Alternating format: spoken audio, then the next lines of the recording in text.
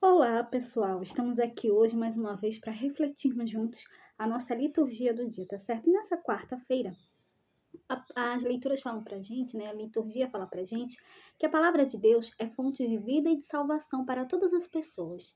Então, que nós escutemos e acolhamos essa boa nova, essa boa notícia viva e encarnada na pessoa de Jesus. Então, que nós possamos celebrar com fé e alegria. Então, a primeira leitura está em 1 Coríntios, capítulo 12, versículo 31. Depois o capítulo 13, versículo 1 a 13, depois o versículo 13. 1 Coríntios, capítulo 12, versículo 31, depois o capítulo 13, versículo 1 a 13, depois o versículo...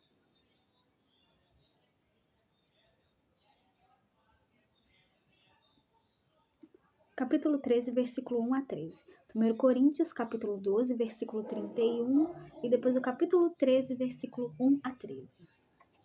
Irmãos, aspirai aos dons mais elevados. Eu vou ainda mostrar-vos um caminho incomparavelmente superior. Se eu falasse todas as línguas, as dos homens e as dos anjos, mas não tivesse caridade, eu seria como um bronze que soa ou um símbolo que retine. Se eu tivesse o dom da profecia, se conhecesse todos os mistérios e toda a ciência, se tivesse toda a fé a ponto de transportar montanhas, mas se não tivesse caridade, eu não seria nada. Se eu gastasse todos os meus bens para sustento dos pobres, se eu entregasse o meu corpo às chamas, mas não tivesse caridade, isso de nada me serviria.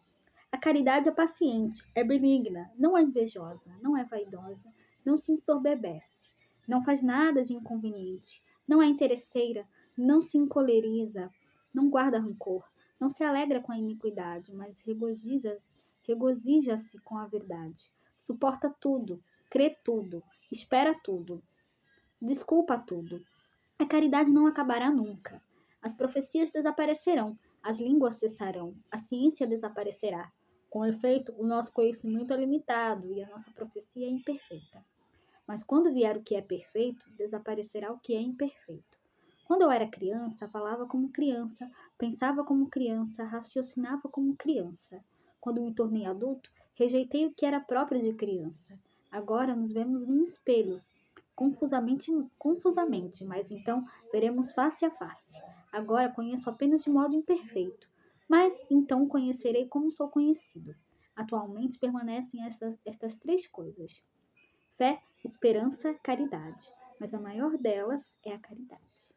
Então, na primeira leitura, o apóstolo faz uma significativa exortação: aspirai aos dons mais elevados. Então, nesse belo hino da caridade, esse dom é caracterizado entre os versículos 4 e 7. Contudo, o mais importante desse hino é que a caridade é colocada como o caminho de vida de todo cristão. Se não tivesse caridade, eu não seria nada. Então, os discípulos de Jesus são conhecidos e reconhecidos pela prática da caridade. Então, que nós também possamos ter a prática da caridade na nossa vida, que nós possamos sempre nos ajudar uns aos outros. E agora, falando do Evangelho, hoje ele está em Lucas capítulo 7, versículo 31 a 35. Lucas capítulo 7, versículo 31 a 35. Naquele tempo, disse Jesus: com quem hei de comparar os homens desta geração? Com quem eles se parecem? São como crianças que se sentam nas praças, se dirigem aos colegas dizendo: tocamos flauta para vós e não dançastes, fizemos lamentações e não chorastes. Pois veio João Batista, que não comia pão nem bebia vinho, e vós dissestes: ele está com um demônio. Veio o filho do homem, que come e bebe, e vós dizeis: ele é um comilão e beberrão, e amigo dos publicanos e dos pecadores. Mas a sabedoria foi justificada por todos os seus filhos. Então, no Evangelho, Jesus denuncia a inconsistência da ação das pessoas. João Batista e o próprio Senhor são os últimos mensageiros de Deus. Contudo, as pregações de um e de outro não foram aceitas pelo povo. Mesmo assim, os sinais do reino de Deus se manifestam e são claros aos olhos daqueles que decidem decifrá-los e acolhê-los como propostas de vida. Então, que nós possamos sempre acolher, né, os ensinamentos de Cristo na nossa vida, que nós possamos dar testemunho do Evangelho de Cristo a todos.